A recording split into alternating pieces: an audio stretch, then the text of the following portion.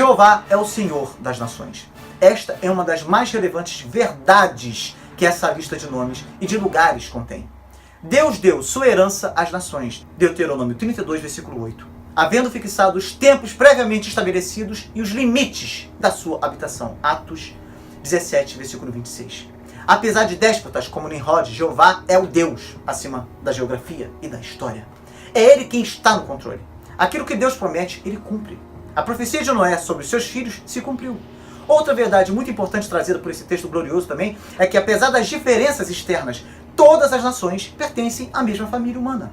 De um só Deus fez toda a raça humana, Atos 17, versículo 26.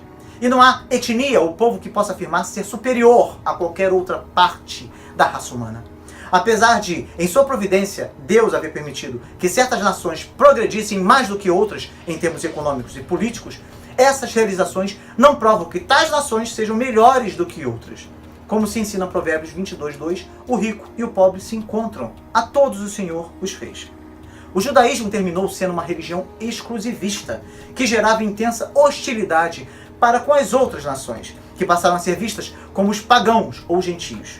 Isso atingiu sua mais horrível expressão no farisaísmo, para o qual até a ação de entrar na casa de um gentio era um ato contaminador.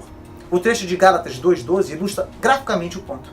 Paulo precisou repreender Pedro por estar evitando a companhia de crentes gentios, quando certos representantes de Tiago criticaram-no por confraternizar com os gentios. E foi necessário que Pedro recebesse uma visão a fim de que entendesse que as atitudes exclusivistas dos judeus eram fundamentalmente erradas, porquanto até haviam sido ultrapassadas pela fé cristã. Dê uma olhada no 10º capítulo do livro de Atos. Essa visão provocou, da parte de Pedro, uma observação que exibe sua surpresa. Reconheço, por verdade, que Deus não faz acepção de pessoas. Pelo contrário, em qualquer nação, aquele que o teme e faz o que é justo, lhe é aceitável. Atos 10, versículo 34 e 35. Aleluia, glória a Deus por isso, né? E Paulo enfocou claramente a questão ao escrever em Gálatas 3, 27 e 28. Porque todos quantos fostes batizados em Cristo, de Cristo vos revestistes. Destarte não pode haver judeu, nem grego, nem escravo, nem liberto, nem homem, nem mulher, porque todos vós sois um em Cristo Jesus. Outro ensinamento muito importante é o fato do texto deixar claro que Deus tem um propósito a ser cumprido pelas nações. O relato de Gênesis 9, 24 até o capítulo 11, 32 deixa bastante claro que Israel era a nação escolhida por Deus. Do capítulo 12 em diante, Israel passa a ocupar o espaço central no palco da narração. No entanto, Deus também usou o Egito, a Babilônia, a Síria, a Média, a Pérsia e Roma para cumprir seus propósitos com referência ao povo judeu. Deus pode usar governantes pagãos como Nabucodonosor, Ciro, Dario e até mesmo César Augusto. Isto tem que ficar bem claro em sua mente. Outro fato maravilhoso trazido pelo texto é que Deus se preocupa com todas as nações. No livro de Salmos encontramos com frequência a expressão todas as nações ou todos os povos.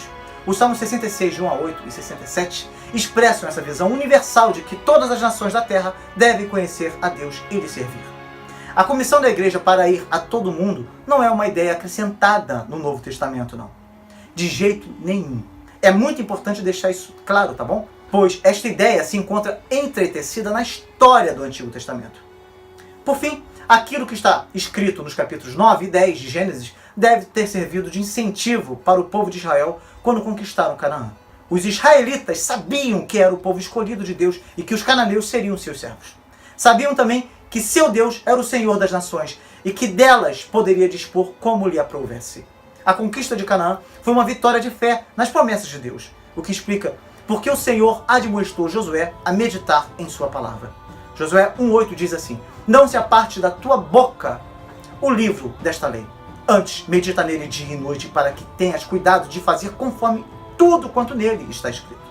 Porque então farás prosperar o teu caminho e serás bem-sucedido. Os 3 filhos de Noé deixaram para o mundo um legado misto, mas o Senhor das Nações ainda está no controle e a história ainda lhe pertence. O Dr. A.T. Pierson costumava dizer que a história humana é a história de Deus. Ele não podia estar mais certo, não é verdade?